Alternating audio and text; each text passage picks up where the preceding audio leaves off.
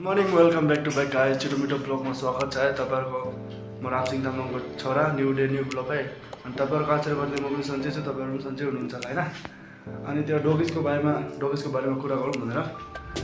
डोगिसलाई त छोड्दै गएको थिएँ मैले जहाँ पनि जाओस् भनेर लेख्नु तर गएन है अनि हिजो नआइदिएको थिएँ तर लेकिन ठुलो ठुलो त भयो तर आज नआइदिउँ मलाई सोचेको म त ठिक छैन अनि अब नास्ता गरौँ भनेको म पनि भयो नास्ता निकालेर बसेको छ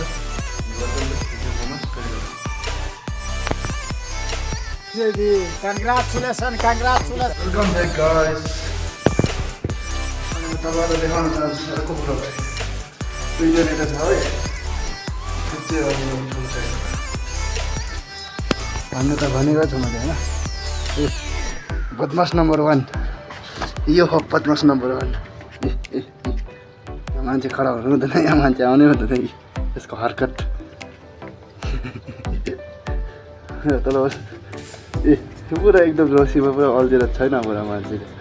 अनि यो हेर्नुमा छ शान्त लेकिन खतरनाक हो नि त यो त खतरनाक हो नि त नि मलाई हेरेकै डराइहाल्छ किनकि मैले कराउँछ नि त यसलाई अनि डराउँछ मसँग दुईजना पुरा एकदम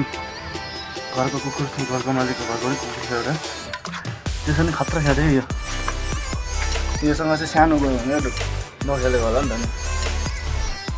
है 24 माइ गड यो कुकुरको माया त माया लाग्छ कुकुरको है अनि भेटौँ मलाई चाहिँ वेलकम ब्याक गाइस आज चाहिँ पानी पर्ला जस्तो छ है मौसम हिजो चाहिँ घाम लागेको थियो कपडा पनि धुलाइयो तर के गर्नु आज त मौसम फेरि चिलले छोपेको जस्तै छ हाँडी घट्यो मौसमहरू होइन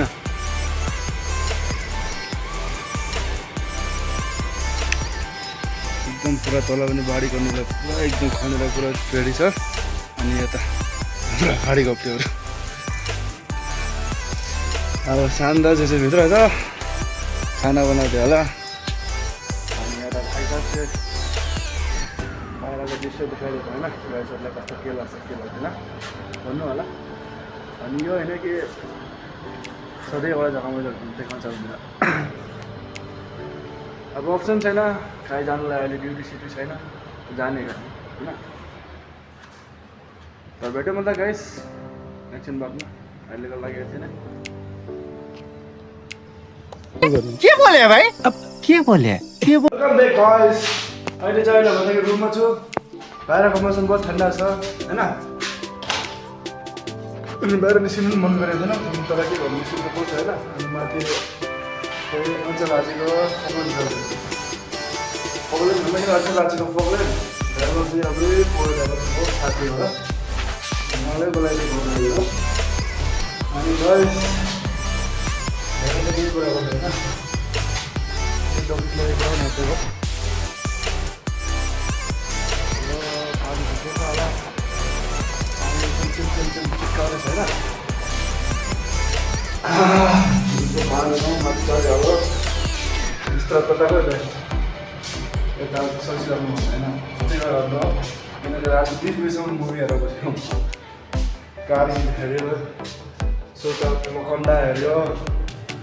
के हेऱ्यो होइन त्यसको लागि अनि आजको लागि यति नै अनि ब्लग कस्तो लाग्छ के लाग्दैन भन्नु होला हाम्रो लागि लाइक कमेन्ट सेयर सब्सक्राइब गर्नु नभुल्नु होला अनि आजको लागि यति नै जय नेपाली जय Galgali good night love you all by